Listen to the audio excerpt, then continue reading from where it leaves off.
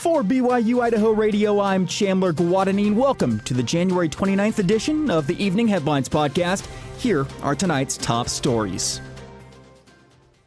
An Idaho Falls man is facing charges for aggravated battery after a suspected stabbing. According to EastIdahoNews.com, 22-year-old Dallas Jack Jensen is charged with the felony after police say an argument broke out on Friday. Police responded to a home on Vernon Street where they found the victim and Jensen both with stab wounds. Jensen said he had fought with the relative's boyfriend.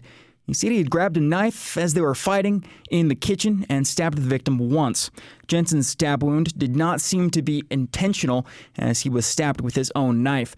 The victim told police he was not armed and did not know he had been stabbed until after the fight was over.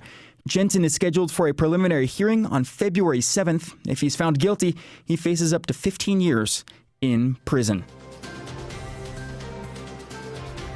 It looks like some Idaho Republicans are looking to expand the governor's veto power. During today's meeting of the Idaho House State Affairs Committee, Republican Representative Bruce Skog of Nampa presented RS 32036C1.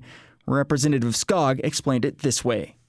We have to go to the Senate to get things approved. Senate has to come to us to get things approved, and then it's presented to the governor for a veto or signature. The initiative process should be the same. Under the bill, the governor would have the power to veto any initiative passed by residents that did not receive 2/3 of the vote. The governor would not have the power to veto any initiative that receives more than 66% approval. Democratic Representative Todd Achilles raised several concerns about the proposed bill. So why, after 100+ years and only 15 successful initiatives in Idaho history, do we think now is the time to assume that the Constitution was inappropriately silent on the role of the governor in this? I still don't understand what problem we're trying to solve. Representative Skog believes the bill would combat misinformation.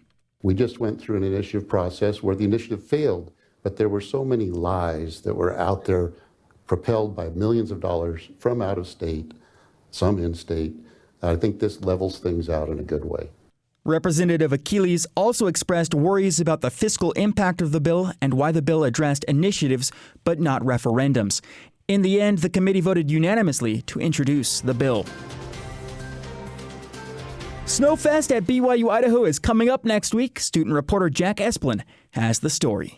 Spirit Week has arrived for the winter semester, and because it's winter, it has a unique name and activities you don't want to miss. It's called Snowfest. The week-long event starts Monday and goes through Saturday. Presley Carroll is the director of Spirit Events for the Student Activities and Involvement Department. It's our first time doing it this year, but we've done Spirit Week, so it's similar to Spirit Week. Starting off on Monday, we do a service night, and then on Tuesday, we rented out Kelly Canyon, and they can go ski or snowboard, and then we also have Gateway Park in Idaho Falls, and then we have Rink 99 in Sugar City, and people can go ice skating. There will be new activities every day, and Carol reminds us that some haven't been done at BYU-Idaho in quite some time. On Wednesday, this one's going to be a super fun one. Pond skimming happened on campus 13 years ago, but it hasn't happened since. So we're doing pond skimming in the upper playfields. Kelly Canyon's coming down to build a big snow hill. We have skiers and snowboarders signing up, and then they'll try and ski or snowboard down the hill and then skim across the pond. And on Thursday, we have the Winter Carnival. That's also in the upper fields. We're going to have food trucks, a drone show, which is something we did during Spirit Week. The grand finale of Snowfest will be on Friday and Saturday with two big-time events. Friday, we have our center stage concert, and it's 2 finalists from American Idol, and they're going to be performing in the Hart Auditorium. And then on Saturday, we're doing a polar plunge. Up at the upper playfields, we're just jumping into the pond skimming pond. And then we're going to have free pancakes. And then that night, BYU Provo's intramural basketball team is coming down to play BYU-Idaho's intramural basketball team. Altogether, Carol says the experiences students will have and the connections they will make during the week are well worth it. It's an opportunity to build connections. I volunteered my first semester here. Yeah, I made a bunch of connections, a bunch of friends. It's an awesome opportunity to come and feel the spirit and just have fun on campus and make memories. For more information, follow the BYU-I Spirit and BYU-I Student Activities and Involvement pages on Instagram. For BYU-Idaho Radio, I'm Jack Esplin. It's safe to say the BYU Cougars are getting back into the groove with 1/3 of the season left. The men's basketball team took down the Baylor Bears Tuesday night in an overtime thriller. BYU mostly controlled the first half, leading by as many as 13 and being up 8 going into halftime.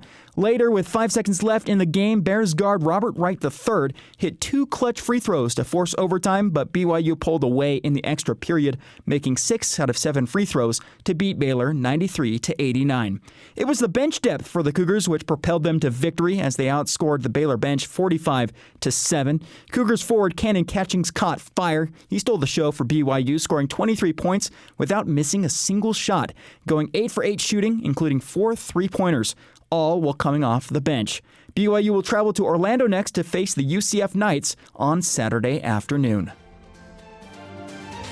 As always, it's a pleasure to have you along. These have been your evening headlines for Wednesday, January 29th, 2025.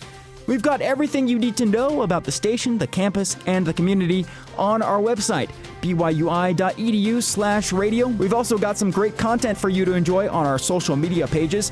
Just search for BYU-Idaho Radio on your social media platform of choice. Have a great night. I'm Chandler Guadagnine, and this is BYU-Idaho Radio.